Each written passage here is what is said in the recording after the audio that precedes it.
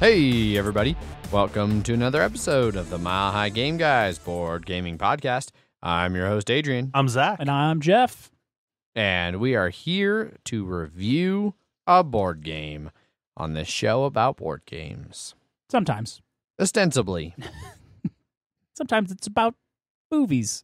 Yeah, all kinds of other random things.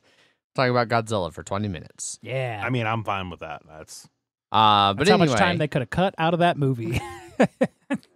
yeah, or just replaced it with monster stuff. And Yeah. then, that seems the better way. Yeah. Speaking of monsters, This week, we are going to be reviewing Cryptid. Cryptid is a 2018 release from designer Hal Duncan, art by Quanchi Moria, and published by Osprey Games. It plays 3 to 5 players and takes 30 to 50 minutes. Zach, do you have a rules rundown for us? Yes, I do. Cryptid is a deduction game where you're trying to find the elusive cryptid. Each player in Secret is given a hint to where it could be, like in the forest or near cougars, near shacks or colored buildings.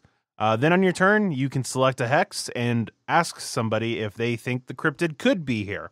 If their hints suggest that it could, then they place a yes token. If not, they place a no. And if they place a no, then you also have to place a no token as like compensation or whatever you want to call it. If you think you know where it is, you can place a yes token somewhere and say, I think it's here. And then in turn order, each player places a yes token if it fits or a no if it doesn't, which if you do, it stops the placement. If everyone does place a yes, then you have found it and you win. Indeed. Fairly straightforward game that is somehow really weird to have explained to you the first time. Especially if you do the advanced rules where you're like, no's can mean no, like no's mean yes and yes mean no. And There can be inverses. Yes. Yeah. mm-hmm. So let's start this. It feels like it's been forever since we did a review, but it hasn't been that long. Let's start this where we normally start our reviews with some initial thoughts. So I'll start. This game started popping up at game night kind of randomly. Like, I hadn't really heard much about it. I don't remember ever talking about it on the show, but all of a sudden it was kind of like there were 1 or 2 copies floating around game night and people were playing it and excited for it. It looked interesting. Mike Jones, fan of the show, friend of ours, he had messaged me at one point, was like, hey, if you with one of these game nights, you could make like 20 to 30 minutes. I'd love to teach you Cryptid. I think you'd really like it. I was finally able to make time to play it, so I'd been hearing a lot of things about it. And as he set it up, it looked really good, and so I was excited to get into the game and figure out what was going on there. What about you, Zach? What were your initial thoughts going into your early plays of Cryptid? I remember you playing it, but I remember seeing it, and that's about it. And then at Geekway, someone had grabbed it from the play and win because it was in that section. It was like, hey, we should play this. And it was like, oh, right. I forgot about the game. And so I had no initial thoughts on it once I started playing it, other than I knew that it existed. Okay. What about you, Jeff? What are your initial thoughts? I had not heard or seen the game before in my life until you're like at Strange game night. You were like, we're going to play this game. And then we played the game. Yes. That was the first time I played that game. Indeed. Well, now that our initial thoughts are done, we can jump over into some components. There's not a ton of components in this game. There are 6. And that's a problem. It can be a problem. There are a couple of components that maybe just a little bit more. Yeah. Yes. So there is 6 like map boards that are numbered in the corner 1 through 6. And double-sided. No. Not double-sided? Not double-sided. Okay. Single-sided with a variety of terrain that is all arranged in hexes. And so each board piece is a vaguely rectangular collection of a bunch of hexes that they have wavy edges that fit together, so they make one kind of vaguely wavy rectangle when they're all together. Mm-hmm. There are a whole bunch of cards divided into white cards and black cards.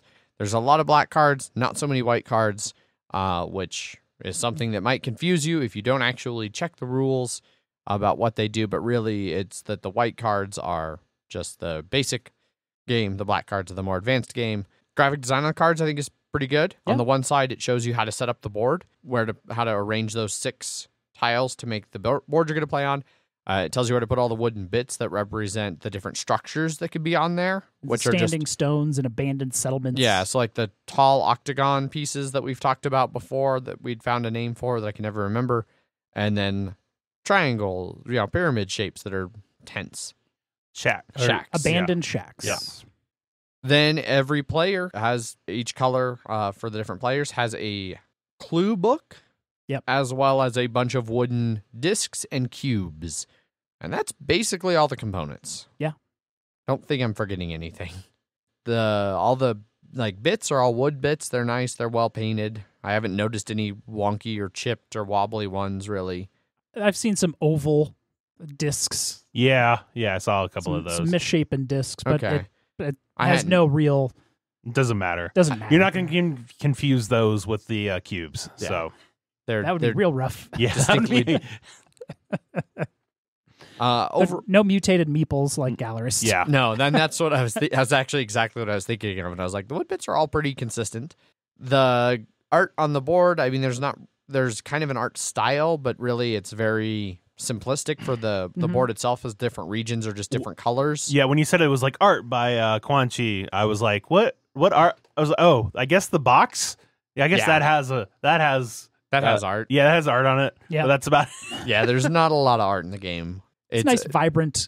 You could definitely differentiate everything in there. Yeah, the mountains and the grass, or the forests and the swamps and the water all look different. They have different patterns along with different colors. And then, like the cougars and the bears, even though they had their things transposed, which is the one thing that I noticed that seemed to be clearly wrong. There is a thread on BGG about that, and it seems like, well, the designer had posted, it's like, yep, the red is the cougar and the black's the bear. It looks like a bear head to me with the cute rounded ears, although admittedly we don't have either for comparison in Britain. Yeah. So I think they were designed like that. They weren't swapped. They just weren't designed well. Okay, well. Oh, yeah, because everybody I've played with here in the States has been like, that's a cougar head and that's a bear print. Yeah. And it's apparently a cougar print and a bear head. Yeah, but either way, they're different. Yes. It's not like here's a bear head and here's a cougar head. It's they chose different things in different colors. And you can't even see the little bear head exactly. or cougar paw anyways. You only really pay attention to the black outline or the red outline. Yeah, that is correct. So any of those things that your entire game hinges upon. And I don't think there's black-red color blindness, so you won't really have to worry about that. Not that I'm aware of. On the other side, I started to talk about those cards, and I said on the one side it tells you how to set it up. I didn't talk about the other side. It tells you, based on the player count for that map, what clue each color gets. So it'll tell you, like, red player has clue 12. And it's like red, but with a symbol, too. So you can also they are unique symbols as well. Yep. Alpha, beta, gamma, etc. Yeah. And then it also has on the far end, in the far column, a number that corresponds to a hint in the rule book for that particular card, that if everybody's legitimately stumped, or a majority is stumped. Is stumped, you can read the clue, which will give you some insight about where to look for the beast, or where to not look for the beast, to not look for the beast.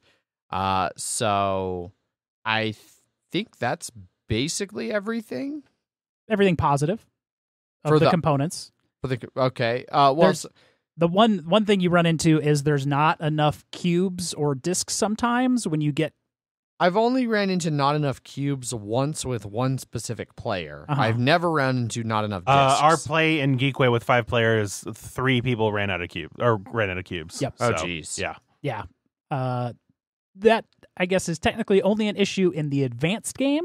Yeah. I have not seen that come up in the base scenarios. No, the base game tends to wrap up quickly enough that it's not as big of an issue. But some more cubes, like maybe like 5 more would have been fine. Would have been fine. The one time it ran out for me, we needed like 1 extra. Yeah. No, we were using like 5 to 10 extra. No, we actually ran out of the yes ones too. The discs. Discs too. We ended up using Among Thieves, like ISK chips in our particular color to start using Yeah. using them on the board. And it was like one person had run out of the cubes and one person had run out of the discs. So we're like, well, this color for me means no, but this color for you means yes. Oh, God, I'm sure that wasn't confusing at all. No, that one was just, please just end it. Yeah.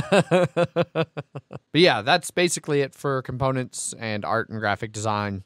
Pretty simplistic game overall in that regard. They are large cubes and large discs. They're not like your usual tiddly, like K-list cubes or anything like that. No. They're Visually bold against Yes. the easy to the board. discern. Yeah. Well, yeah. I like the color choices in the game. Yeah. Not your usual. No, purple swamps. Not something you see very often. No.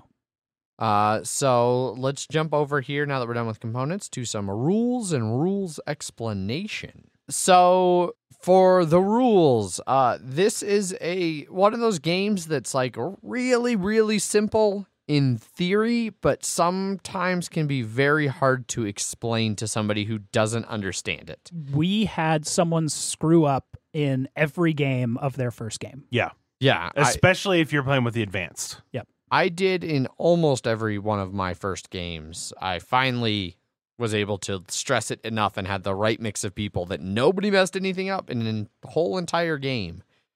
So the way it works is you draw one of the cards. Well, first you should do setup. Oh, sorry. Never mind. Well, no, because the card you draw tells you how to set up Yes. the board. So Yes. you use the one side to set up the board. Everybody picks a color. They get the discs and cubes in that color and the clue book in that color. Then once the board's set up, you flip the card over, and on the back of the card, it will tell you what everybody's relevant clue is. So the clue books are like 96 clues that are mixed in there, and you'll only ever use one clue per game. Each rule book, the clues are in a different order, so you can't just be like, oh, I see that I have the red book, and I see that blue is clue 13. My clue 13 is this, so that's what blue's... No, they're all jumbled up, so they're not the same clues. They're not in the same positions. So unless you manage to totally memorize 96 clues in 5 different rule books, that's not going to work. Yeah. But everybody looks at their clue, figures out what it is, and then you randomly determine a first player. And starting with that first player, everybody goes around the table and places one of the cubes, which a cube in this game means the monster cannot be here. Like, based on my clue, this is not a valid spot for the monster. Everybody goes around and places one cube. Then everybody goes around again and places a second cube. At that point, it goes back to the first player, and they get to start the game.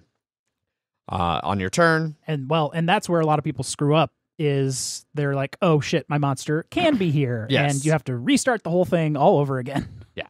Or you just have them, move it. It depends how far into the game you get. When you realize that was a mistake. But, yeah, and so that's... I think that's a good time to talk about what the clues can be. So the clues, there's it's like 12? Yeah, but they're broadly divided into 4 categories. Yes. There's, it is on one of 2 types of territory. So, like, it's on water and sand, or it's on mountain and desert. Or water or sand. Yeah. Mountain or because it can't be on both. Yes. Did I say and? Yes, you Yes. did. Oh. So, but, like, your clue will give you 2 Yes. possibilities. Yep. Like, it could possibly be on this. Any 2 of the terrain types. Yep. Yeah. Or. Then there's, like, it's within one space of a single terrain type or either of the animals. Yes. Basically within one space of an animal. Mhm. Then there's within 2 spaces of a specific animal or a type of structure. Yep. Or within 3 spaces of a color of structure. Because basically for the structures, there's 4 colors, white, black, blue, and red, I think. And it's 1 standing stone and 1 abandoned shack in each color. So, with the basic one, you don't use the black, and that's the only difference for that setup. Yeah. Black is only used in the advanced. Yep. but so they're broadly divided into that. But then because of those, and because the rule book includes the negatives that we'll talk about a little bit more with the advanced, that gives you 96 possible clues, or maybe even more. I don't know if they each have the exact same clues. But the rules will then tell you which clue is relevant for that board, And using those clues, everybody's different clues, like Jeff will have a clue that tells him it could be on mountain or water, and Zach might have a clue that says it can be on water or swamp. So with their 2 clues, it has to be on water. And then my 3rd clue might be within one space of a animal. And so based on those 3 clues, there's a few spaces down to, I think, in the 5 players, some of the 5 players, I think it might be just one I think 5 space. players, especially with the advanced, there's one. There's like one spot. Yeah. And with those clues, it's not like one or the other. Or rather, it's not like there is going to be one that deals with the forest and like one that deals with animals. It could be, like he was saying, 2 people dealing with the same type of terrain, and then another 2 people that have like it has to be within this and within this, and like so it's not just because even though there's 4 different types of clues, if you're playing with less than 4 or less, that it's like broken out into each of those categories. You can have the same style, multiple times. Yes. So that's where it's important, like right away when you're doing that initial thing, you're placing those cubes, and the cubes mean based on my clue, it can't be here. So if your clue is desert or water, anytime it's on any space that's not desert or water, you place a cube. If it's a space that is desert or water, you place a disc. And so just having people keep that in mind, because sometimes I think people will be thinking about a different type of clue and go to place something and accidentally place in the wrong spot. And then also if you have ones that are like within 2 spaces of this, like say of a shack, within 2 spaces means 2 spaces away, 1 space away, or on it. Yes. So getting that for people to like when someone says yes here, you're like, okay, it could mean yes on that it could be ocean, or it's 1 space away from an ocean, or the beach that's next to it, or 2 spaces away. Like one single yes doesn't give you it gives you some information, but not a lot. And so But so that's the start. You do the 2 negatives, and then with the first player, they can do, like Zach was saying, your 2 options. You can ask somebody specifically, hey, can it be here? And there's a little pawn that you put. Or you can, if you think that you know where it is, you can start by placing your own disc, and then everybody else goes around and places discs until somebody places a cube and shuts that spot down. A few other like small rules, like anywhere there's a cube can never be interacted with ever again. Yep. Turns out, like, if somebody asks you, like, so Zach, say you asked me, like, hey, can it be here? And I said yes. If I want to choose that spot to investigate later, I place a disc somewhere else that's valid, but you can still investigate that same spot. You know, so there's rules like that allow you to kind of make sure you can investigate wherever. Yes, yeah. But you keep playing like that until somebody investigates and finds a spot, and everybody puts a disc, and hey, they've won. Hooray. And they're the winner, and then you can play multiple games because it can usually sometimes play pretty quick. Yes, can sometimes. Can sometimes. So can sometimes, almost usually. Yep. Anything else rules-wise that you guys can think of? I would just say for the rules of when you're asking, it goes in turn order, and so if Adrian, you're like, I think it's here, and Jeff goes, no, it's not, then I don't have to answer whether it is or isn't as well. Right. So, yeah, as soon as one person puts a no, it immediately ends anything with that space. Cool. So before we move on, the rules for advanced don't really change much, only it allows negative. But it changes everything. Literally everything. It doesn't change much in theory, I guess. It allows for your clue to potentially be a negative. It is not on mountain or water. It is not within 1 space of an animal. So if it's not on mountain or water, it's everything else except those 2 spaces. So there's a lot more yeses that can go out. And when you're getting those clues, all of them could be negatives. Some of them could be negatives, or all of them could still be positives. Yep. It just depends on what the card says. So you're trying to process a lot more information. An extreme amount of information. Yeah, the rules actually do mention specifically like it being allowed and even almost encouraged to have a scratch piece of paper for notes. Yeah. And I feel like with some of the advanced games that might really be yes, advantageous. Very much so. Especially with 5 players. Yeah. Let's move on here then and talk a little bit about gameplay. I think talking about the different changes between advanced and basic leads a nice thing into gameplay. You have played both, right? Yes, Okay. I've played both. accidentally, and this almost could have stayed in rules, but because I made the foolish assumption that the deck that was small was like a handful of small, tougher, more advanced ones after you played through the whole shit ton of basic ones. No. It's the opposite. So when I taught everybody, we played with advanced, and we just got lucky that the first 2 advanced we played had no negative clues. Interesting. Until we got one that did, and none of us knew that we were playing with that except the person who got the negative clue and didn't speak up. Well, yeah. And so we were like, finally like, dude, what the fuck? Like, this doesn't make any sense. And that person won. And we're like, what was your clue? Oh, it's not within this or that or the other. I was like, wait, what? That can't be right. And then looked up, was like, oh, we've been playing with advanced the whole time. So yes, I have played with both. Okay. The advanced is definitely much harder. Yes. Like it's shocking how much of a difference it seems like it is between advanced and basics. Mm-hmm. Especially like at first, when the first time we played with the advanced, it was everybody was a no. So I was like, okay, well, at least with that, I know I can think. And then the second time we played it with advanced, and it was a combination of yeses and nos, and I was just like, oh, Jesus Christ. Because then you're just like sitting and you're like, well, all right, Jeff's mean that he could be this, or could not be this or this. And like, that's just for like the first category. And you're like, you know, it could be that he's, you know, adjacent to blue or not near the shacks, or is or isn't near the, like, it just it was just very overwhelming, especially, like I said, especially with 5 players. Yes.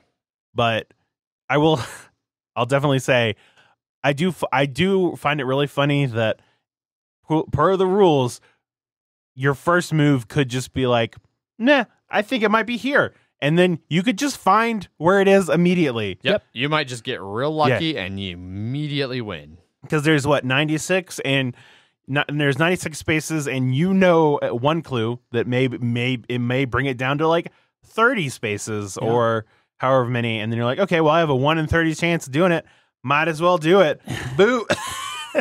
And I think if I ever did that, I would immediately never play the game again. Yes. I'd be like, look, I found it immediately. I'm good. Yep. Turn the corner and be like, there it is. Yep. There's Sasquatch. You open the door. And he's like, oh, sorry. You're like, gotcha. So yeah, it's really simple gameplay going around and trying to choose whether to ask somebody about a space or whether to do the explore, especially as you get more and more information. Because exploring, if you're wrong, but you're close, might give a lot of information to people. Exactly. No, when multiple times we'd have it where someone would be like, I think it's here.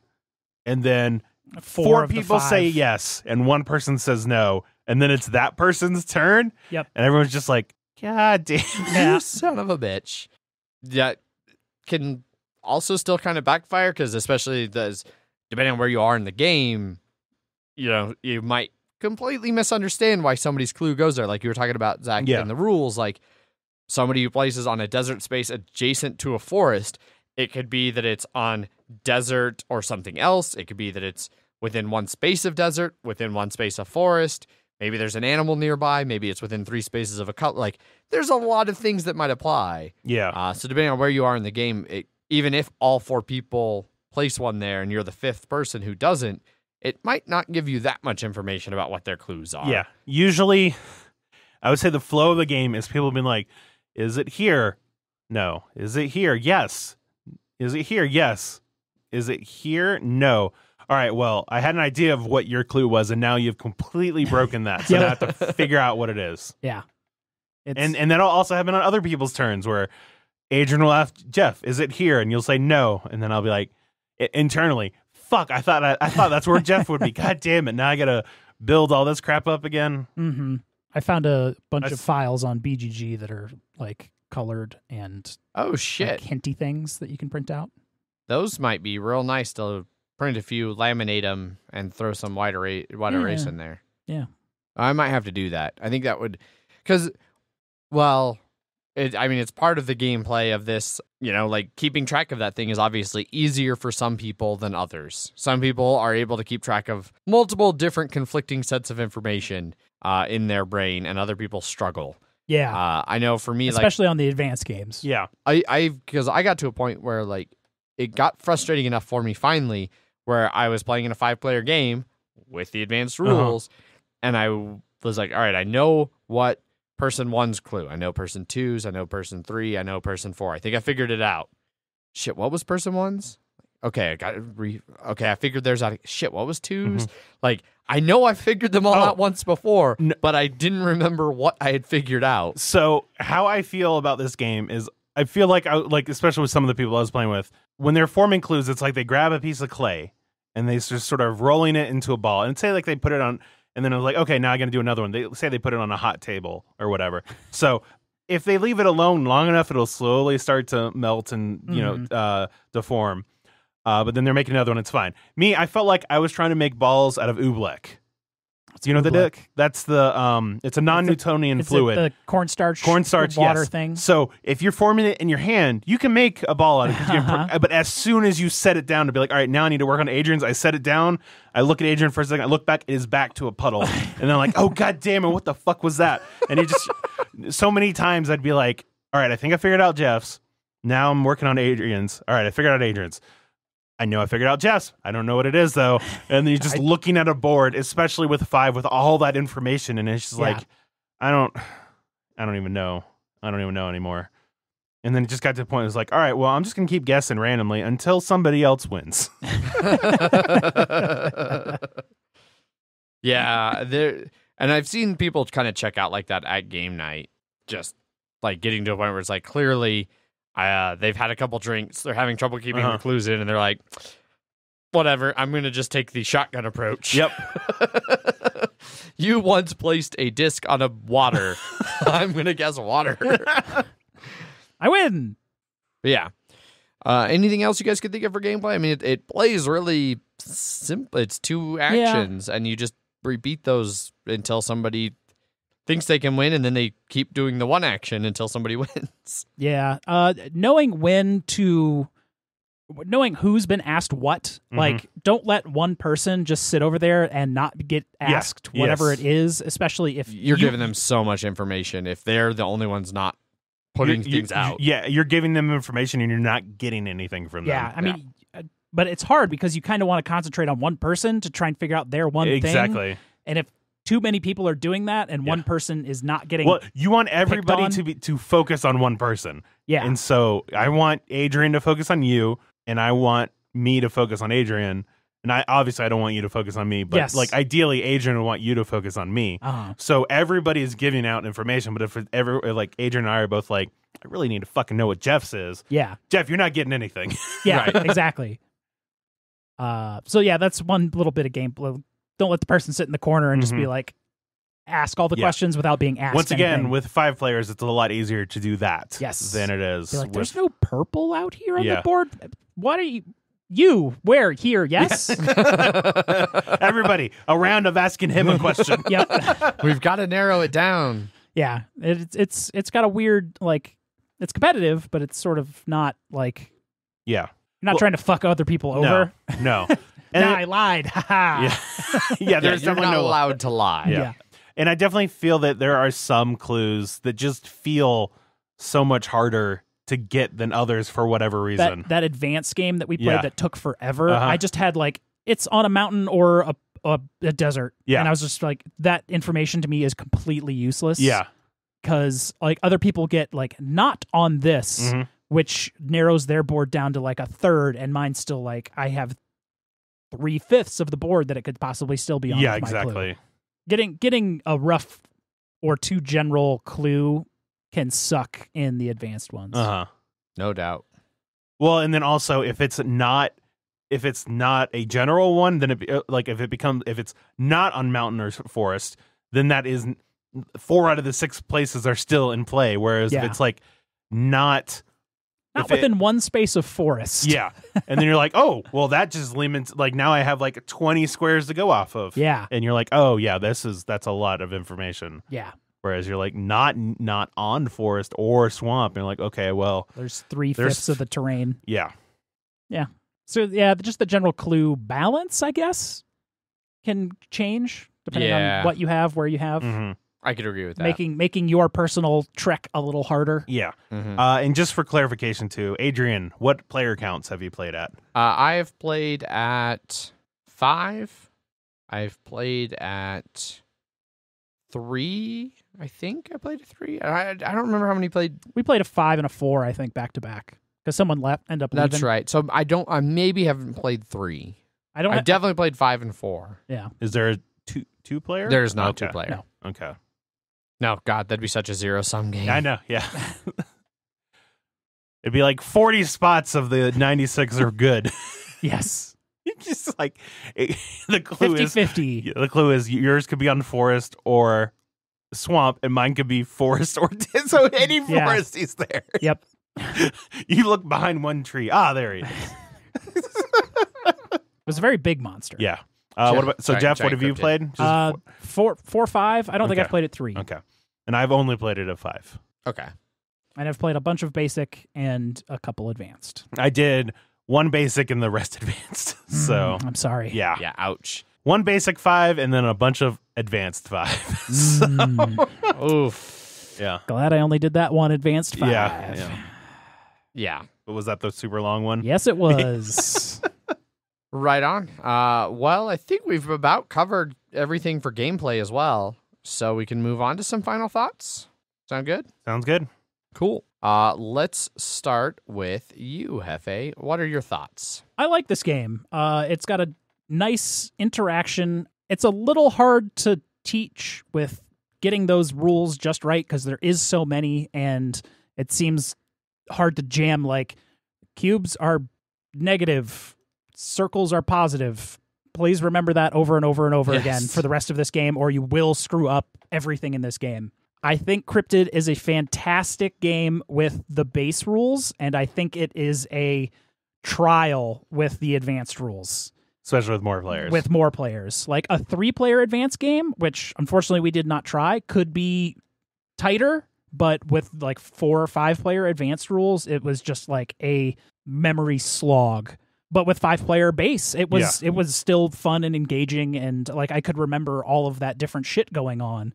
Because you don't double the amount of things that it could possibly be. Downside is there's less base maps, but there's still like 20, 25 base map cards with, I think, 35, 40 of the advanced cards. It's about a third. Yeah. Which will probably be more than enough for you to ever play, because you're never going to run across and be like, oh, I remember this specific map. Yeah. And even if you get one you've gotten before, like, I mean, it could be a problem if people constantly play the same color. Yeah. Same color and the same amount of people that are all in the same color. Yeah. Because if you're playing with 4 players, it could be... And I did play one map where I played 1 player count, and then just out of curiosity, we kind of did a quick and dirty, like, different player count, and they are different spaces at different player counts. Yeah. So each card is unique for each player count. Yeah. They don't overlap. Yeah. I really like the base game a lot. It's fun. It's cool. It could use some player tracker pads to try and keep track of those clues for people that don't have the hardest of memories as you look away and forget everything. Yeah. But for the Oobleck people. Yes. But advanced games at higher player counts, I'm out until I play. I would have to play this game so much more to really just like. I think that's one of the reasons I would want to get the boards you found. Yeah, I think that would help make that much tracker more pads. Yeah. Yes. Then I wish the game came with that. Right? Yeah. If that's such a key part of the game that they mentioned in the rules, include. I don't know. And something we didn't mention in the rules, there is like a website you can go to, and it will generate you maps as well. They say it's an app, but it's really just a website. Which I haven't got a chance to play around with it. I don't know if it's just has the different cards and will randomly throw you a card. Yeah. Or if it actually generates even more than what's in the decks. Yeah. So yeah, I give base game a thumbs up, the advanced game a man. Especially at higher player count. Yeah, maybe advanced at 3. Right on. What about you, Zach? I will say it was good that we did this review, because I'm glad to hear other people were still annoyed at the advanced 5-player. It's not just you. Okay. Because it felt, I don't know, the times when I was playing the game, I felt like it was just me. And so I was just like, man, fuck this game. But not in the game was bad. It was just like I was not cut for that part. But yeah, straight up would never play it 5 players advanced ever again. I probably wouldn't even do regular 5 players. I like the concept of it. I think it's well done. It just wasn't vibing with me. I would try it again with those pads, I think. And it's just, but yeah, it just was a game that just didn't connect with me. So like I said, I think the game's good. I just probably don't want to play it again. At least as it is right now. Yeah. So. Okay. Right on. For myself, I actually really, really like Cryptid. I could see there was some complaints. I think it was Chad, maybe, on Slack. Of Dyson Men fame? Yeah.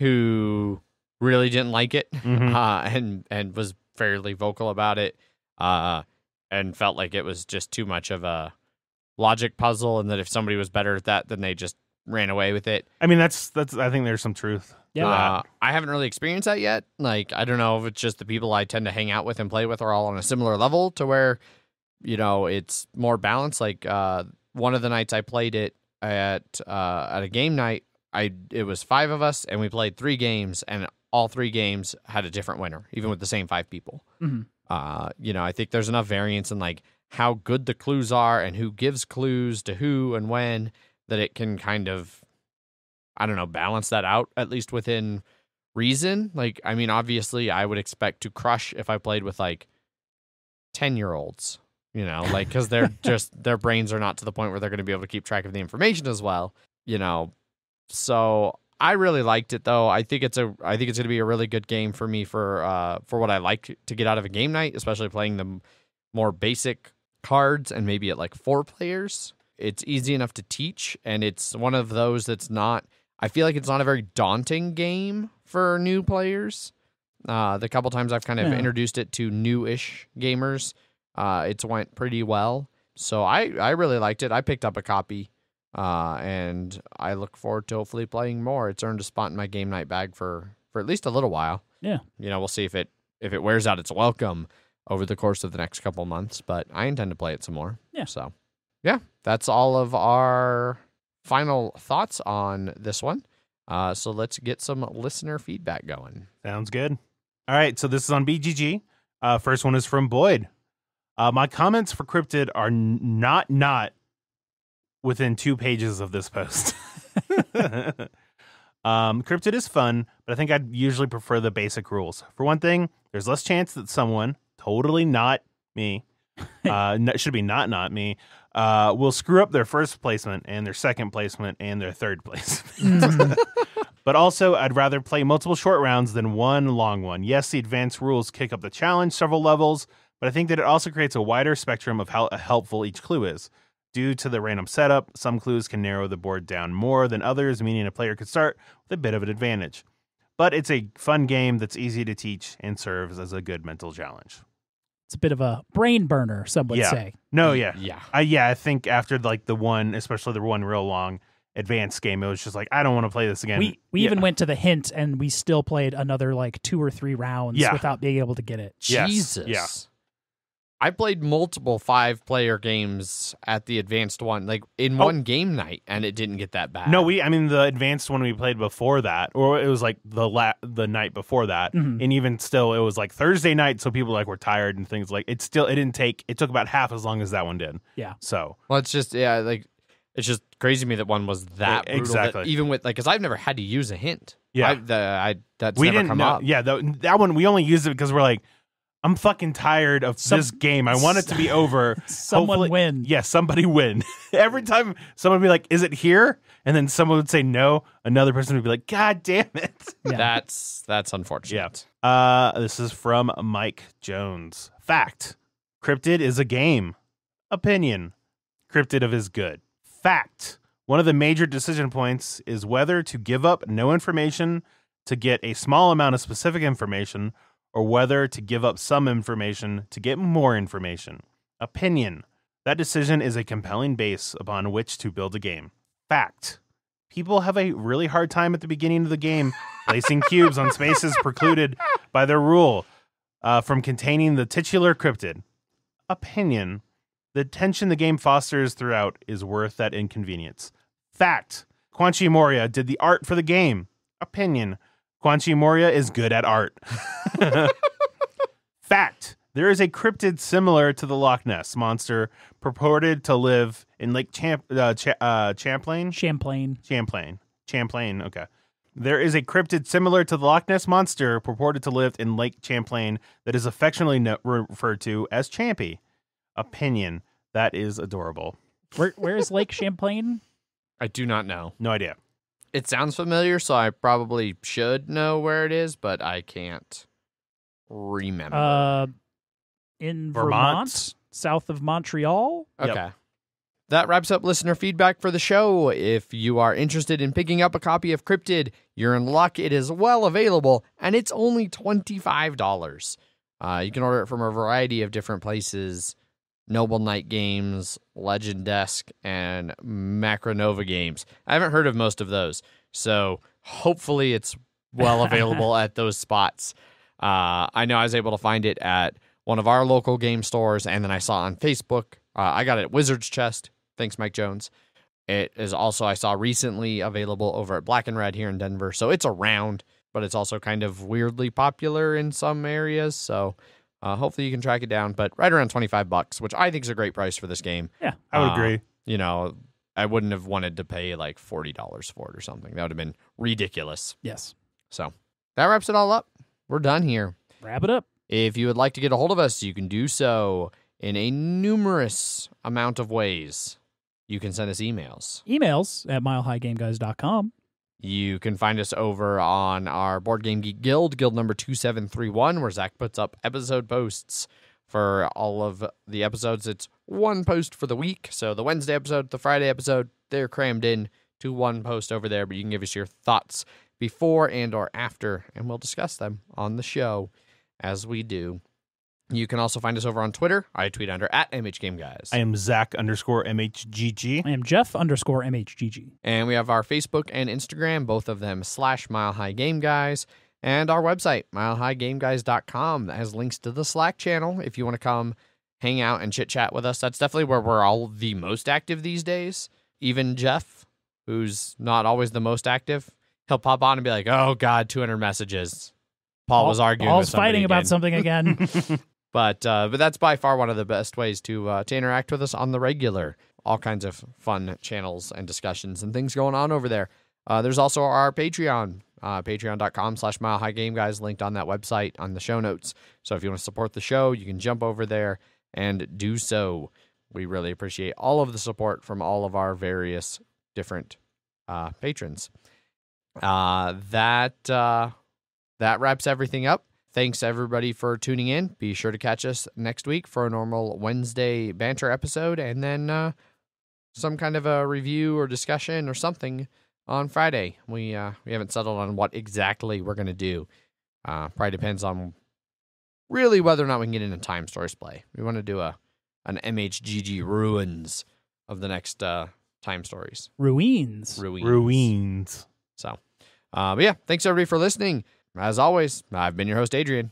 I am still Zach. And I'm Chupa Thingy Jeff. Bye. Bye. Bye.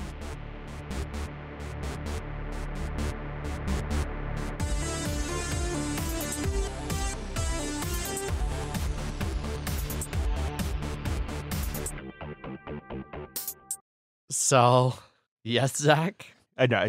Jeff, what his thing was. He wrote gameplay, and then he's just like, oh, right. All right. Rules. He forgot. It's been a while. You got cocky, man. Getting ahead of yourself. Punchboard Media, where we all bring something to the table.